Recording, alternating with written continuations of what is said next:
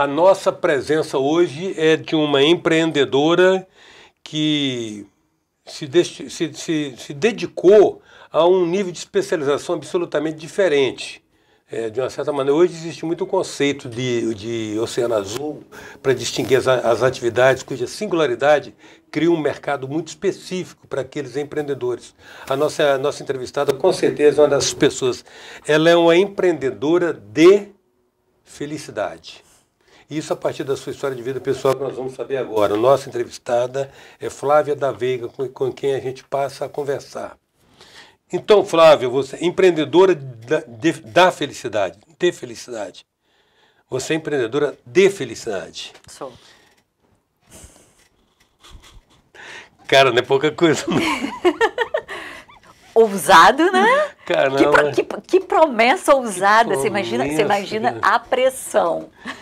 Cara, Flávia, olha bem, você veio de uma experiência da publicidade. Isso. Você já veio de uma experiência, de uma certa maneira, de lidar com emoções. Porque a publicidade trabalha muito em cima disso, né? Uhum.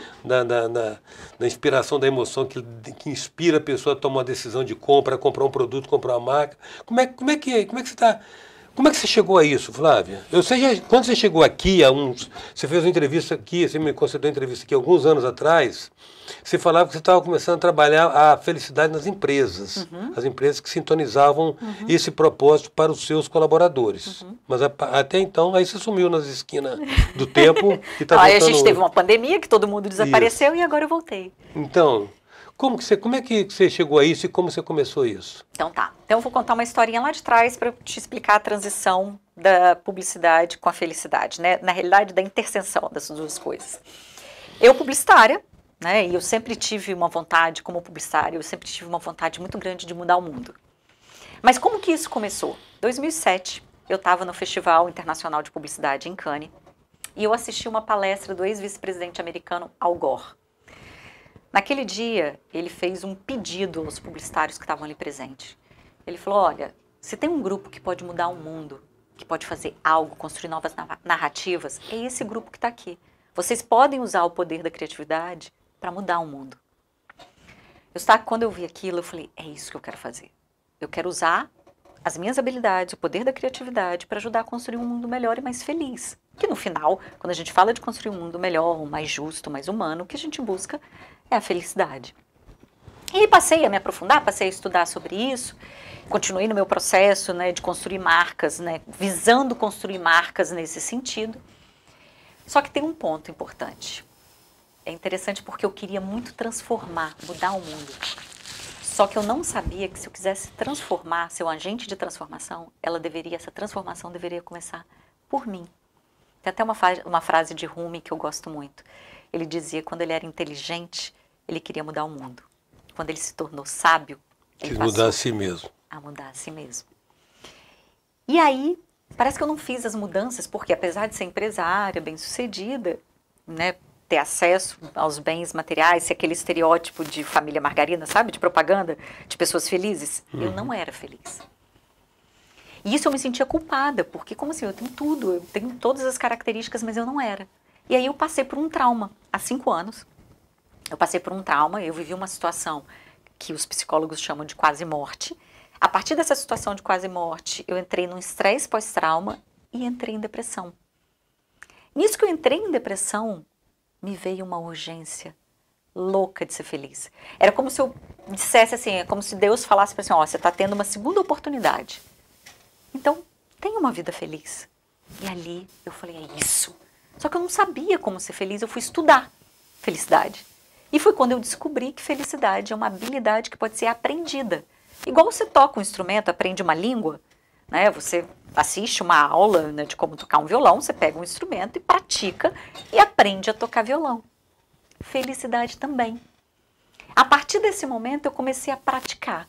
Nisso que eu comecei a praticar, eu comecei a melhorar. E as pessoas começaram a me pedir para que eu pudesse compartilhar isso. Eu já dava palestra de publicidade na época, e as pessoas começaram a me pedir para compartilhar sobre felicidade. Comecei a compartilhar sobre felicidade e nesse meio tempo, eu desenvolvi a Be Happier, que é uma plataforma que contribui para o aumento da felicidade e do bem-estar das pessoas. E hoje eu atuo em duas frentes. Uma frente para dentro, que é o Be Happy Work, né, que eu ajudo a implementar a felicidade nas organizações, implementar a cultura da felicidade, e para fora, através do Be Happy Brands, que é através de uma metodologia que eu criei de publicidade, que eu cunhei o termo de publicidade positiva, eu ajudo a contribuir com um impacto positivo nos negócios, nas pessoas e na sociedade, através da publicidade. Então esse é o universo, então esse é um pouquinho, um resuminho da história. Flavinha, olha bem, você trouxe Rumi, né? Rumi, o sábio oriental, do sufismo, e ali é uma fonte maravilhosa de se beber, porque você vai lá encontrar coisas de 3, 4 mil anos atrás, que a nossa ciência atual está descobrindo agora, né? Verdade.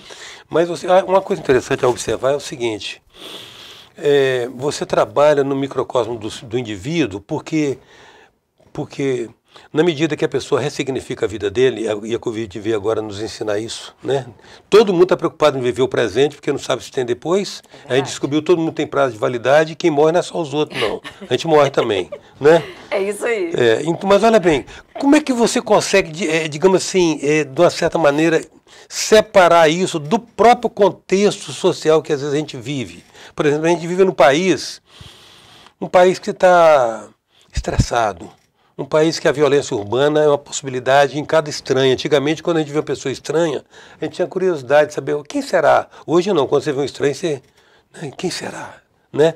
Como é que você consegue trabalhar esse approach aí, para depois a gente entrar nos aspectos mais técnicos da metodologia que você desenvolveu? Essa questão da ambiência onde a pessoa está, onde nós estamos vivendo, é o trânsito. Você viveu uma situação pessoal que é o claro reflexo disso aqui com seu filho. Como é que neutraliza isso? Então, eu acho que tem um ponto muito importante, que é um ponto central do nosso trabalho. A gente não delega a felicidade para circunstâncias.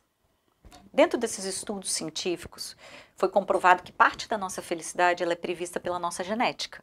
Então, tem pessoas que têm uma predisposição genética a ser mais feliz ou menos feliz. Parte. Uma outra parte menor da nossa felicidade ela é prevista exatamente pelas circunstâncias. O país onde eu moro, se eu casei, se eu me separei, se eu perdi um ente querido ou não. Ou seja, são as circunstâncias que a gente tem pouco ou nenhum controle. As variáveis incontroláveis. As variáveis incontroláveis. Okay. As circunstâncias, né, que acontece. E uma boa parte da nossa felicidade ela é prevista por nossas atitudes.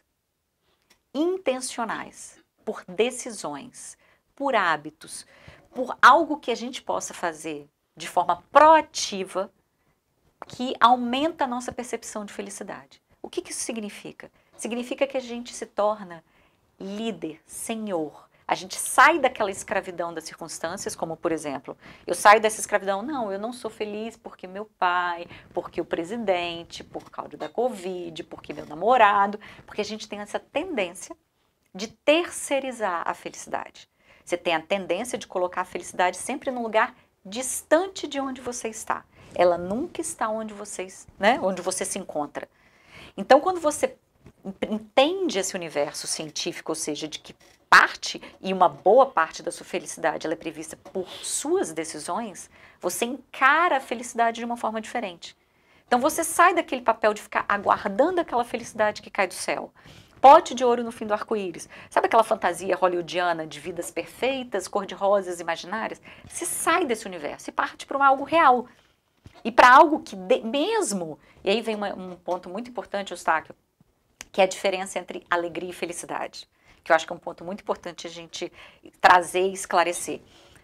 Felicidade e alegria não são sinônimos. Alegria é uma emoção, que é o contrário de tristeza, por exemplo, e como qualquer emoção, ela é passageira. Então, ao longo do meu dia ou ao longo da minha vida, eu posso ter diversas emoções diferentes. Eu posso sentir alegria no mesmo dia, eu posso sentir alegria, tristeza, medo, raiva, no mesmo dia. Felicidade é diferente. Felicidade é um estado de ser, é um estado de contentamento, é um estado de plenitude com a vida, com a sua, mesmo que seja uma vida imperfeita. É um estado de contentamento. Suficiência, né? De suficiência. Tem uma frase de Santo Agostinho que eu gosto muito. Felicidade é seguir desejando aquilo que você já possui. É você estar consciente e falar assim, não, eu sei que eu tenho uma vida imperfeita, eu sei que eu tenho uma vida com momentos tristes, com momentos desafiadores, mas mesmo assim eu sou feliz, porque eu não terceirizo a minha felicidade. Eu não dependo de nada externo a mim. E essa é uma visão muito disruptiva da felicidade. Porque a gente vive numa sociedade que coloca a felicidade em consumo, em status, em prazer. Não que, por exemplo, o prazer não seja importante para a felicidade. É maravilhoso. Mas não pode ser um fim em si mesmo. Exatamente. Prazer sem sentido, sem significado, é vazio e passa. Né? Nós nascemos com um sisteminha que se chama adaptação hedônica. O que os budistas já sabiam lá atrás, que era o nosso eterno desejo, que era insaciável. Nós nos adaptamos ao que nós temos. Então, por isso que, por exemplo, mais bens materiais, um iPhone novo, um carro novo, por isso que isso no primeiro momento traz uma alegria temporária, um prazer temporário, mas depois isso passa, porque os nossos desejos são intermináveis. A presença hoje é de Flávia Veiga, está nos falando a respeito da ciência da felicidade. A gente volta já.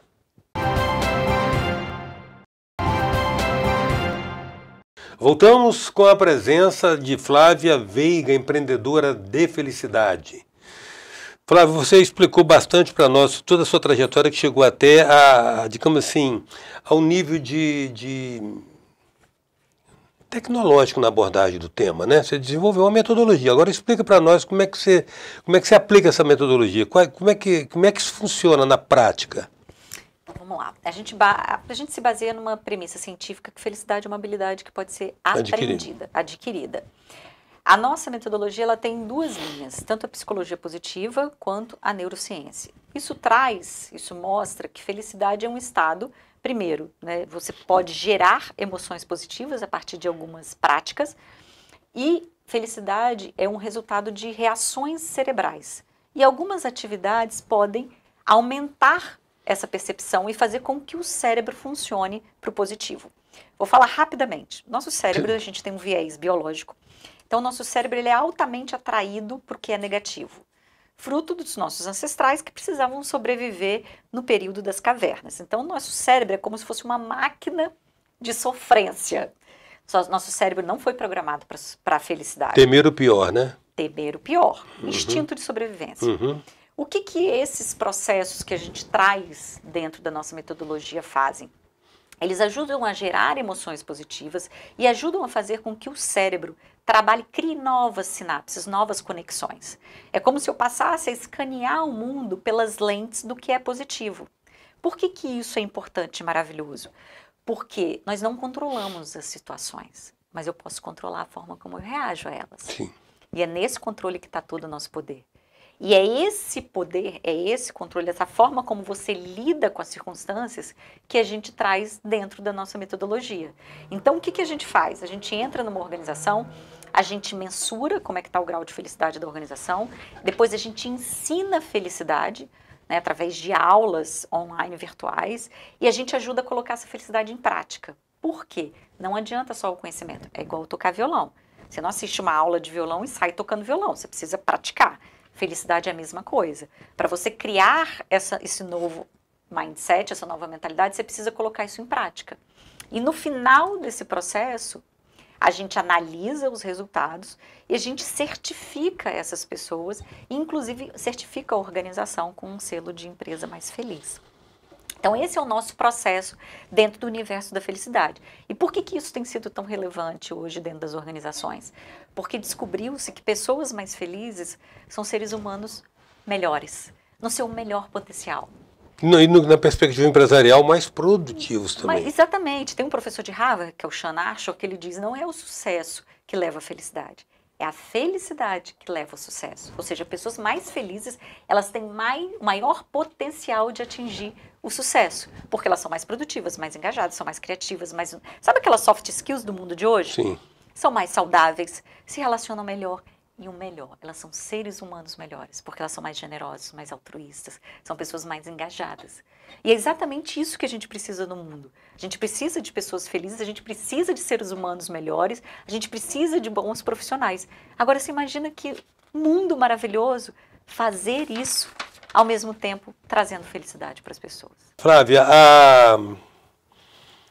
Algumas habilidades que são adquiridas, o que são ressignificações que as pessoas precisam ter com relação aos fatos do cotidiano. Por exemplo, a gente sabe mesmo, e isso não é apologia do bonzinho, não. A gente sabe que a generosidade, ela é fértil, né? Ela é fértil, ela realmente não favorece só quem é beneficiado com ela, mas quem a cultiva, né? Existem outros atributos, outras qualidades emocionais também. Por exemplo, as pessoas se dão conta, aquilo que você me citou de São Tomás de Aquino, de Santo Agostinho, de desejar o que já possui. Ou seja, o senso da gratidão pelo que não precisa perder para saber o quanto vale, né? Isso também está meio que implícito aí nesse trabalho seu, né? Sim, a gente trabalha com 6 práticas, com 6 intervenções, com 6 hábitos, que são hábitos cientificamente comprovados que têm um impacto na nossa percepção de felicidade, que é a prática da gratidão, da gentileza, a realização de ter metas, os relacionamentos positivos, a meditação e a atividade física. Então, essas práticas, quando feitas de forma, quando a gente tem esse conhecimento e colocadas em prática, isso contribui para a nossa felicidade. Então, vou pegar um exemplo, a prática da gratidão. O que a prática da gratidão faz? É a capacidade, primeiro que a gratidão é a capacidade que a gente tem de enxergar as nossas bênçãos. A gente costuma associar a felicidade a coisas muito grandiosas e distantes. A prática da gratidão te traz para uma realidade. Você é grato por quê? Eu sou grato por essa água. Eu sou grato porque eu respiro. Eu sou grata pelo sorriso do meu filho. Então você começa a perceber beleza e gratidão em pequenas coisas. O que isso faz com que o seu cérebro? Nosso cérebro tem aquele viés negativo, lembra?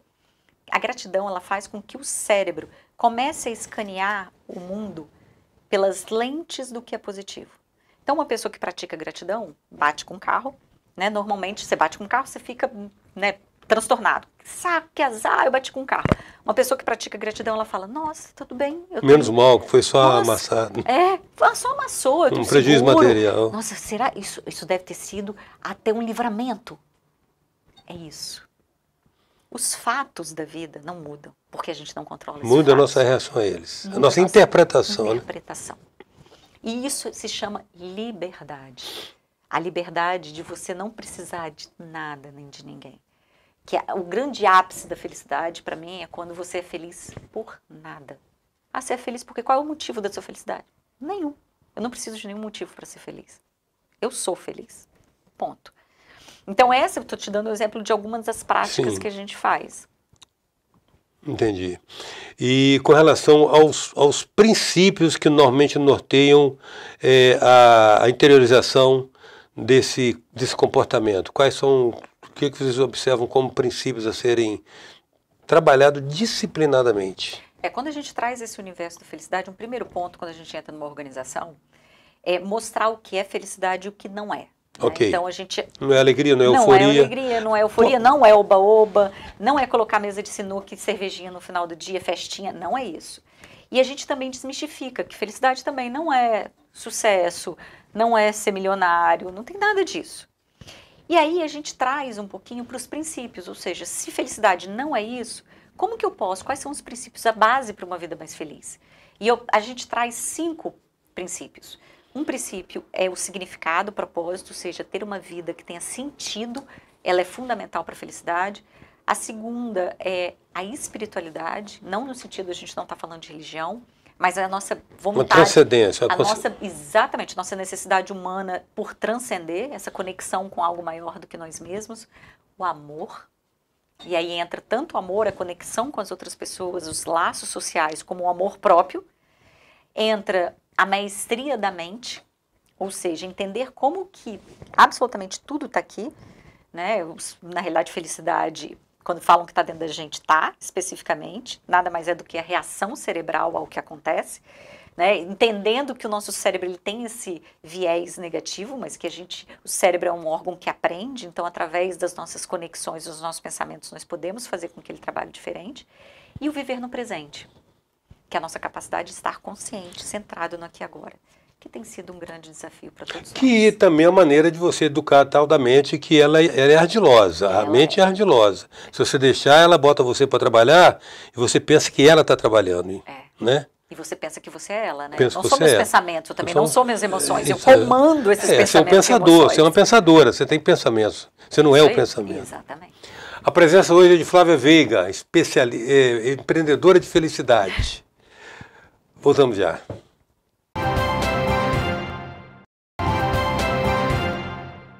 Voltamos com a presença de Flávia Veiga, empreendedora de felicidade. Flávia, nessa abordagem que você faz e para a qual certamente se você é favorecida por uma mentalidade mais arejada das lideranças corporativas. Você trabalha sozinha, você trabalha com um time, tem uma equipe que compartilha essa metodologia. Como funciona? Então, na realidade, assim, eu tenho um time maravilhoso, é um dream team. Né? Junto comigo eu tenho 2 doutoras em felicidade, né? Sendo que uma delas, que é a Angelica Scardo, é uma das maiores especialistas do Brasil. Ela é pesquisadora, então ela estuda felicidade há mais de 20 anos, ou seja, o nosso arcabouço, o nosso limite, assim, a nossa precisão científica é muito grande. Né? Então a gente investe muito em conhecimento. Tem a Marcela, que também é doutora pela Universidade de Lisboa. Tem o Leonardo, que também é um doutor, no caso, em tecnologia. Ou seja, eu tenho um time hoje que me acompanha, que a gente consegue ter uma consistência técnico-científico que nos dá muita segurança nesse processo. Então, hoje a gente utiliza o que existe, né, de mais moderno, mais eficaz no que se refere a esse universo da ciência da felicidade. E esse approach, esse aporte desses conhecimentos, por exemplo, na vida organizacional, quando vocês trabalham na empresa, qual a perspectiva de prazo, de fixação dessa... Porque isso é uma ruptura comportamental. É verdade. Né? É verdade. Qual o prazo que vocês trabalham isso? A gente trabalha, depende da organização, mas é mais ou menos entre 3 e 7 meses de trabalho, porque o nosso objetivo é criar uma mudança que seja definitiva, que isso se torne parte da cultura da organização. Não só uma palestra, não só um programa que é bonitinho, que está na moda e depois isso... não enraiza, não fixa. Tem que fixar. Então tem que ter mudança duradoura de comportamento. Então esse é o nosso objetivo. Entendi. E precificação disso, como é que orça isso? Hoje a gente utiliza um valor de assinatura por funcionário. Então depende do número de funcionário, depende da complexidade, mas é um valor de assinatura. Entendi. Então vamos voltar agora, vamos sair desses aspectos meramente materiais, mais importantes também, porque nós temos muito empresário nos assistindo. Vamos falar a respeito de algumas reflexões que você vem produzindo. Eu entendo a respeito de outros terapeutas, e há sempre um processo de cura nisso para mim, sabe? Essencialmente é um processo de cura. Eu entendo que a pessoa é a soma de toda uma experiência de vida, dos conhecimentos que adquiriu, mesmo que ela acredite a titularidade de alguns conhecimentos aos sábios em que ela se inspirou.